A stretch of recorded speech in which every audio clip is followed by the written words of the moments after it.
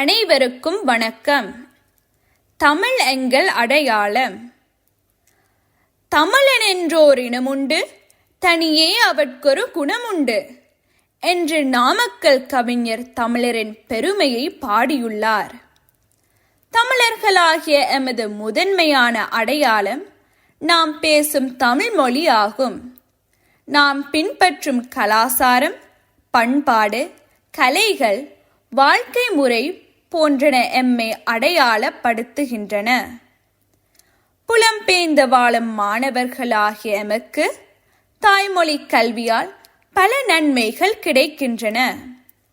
ஒன்றுக்கு மேற்பட்ட மொழியை கற்பது ஒருவரது சிந்தனை திறனையும் படைப்பாற்றலையும் மேம்படுத்துகின்றது.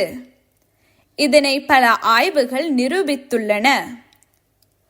சொல்லில் உயர்வு தமிழ் சொல்லே, அதை தொழுது படித்தடடி பாப்பா என்றார் பாரதியார்.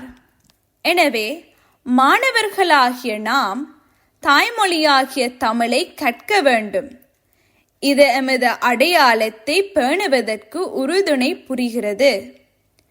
எமது தமிழ் சமூகத்தோடு நெருங்கிய தொடர்பினை ஏற்படுத்துவதற்கும் இது உதவுகிறது. எல்லா மொழிகளையும் நேசிப்போம், தாய்மொழியாம் தமிழை சுவாசிப்போம். நன்றி, வணக்கம்.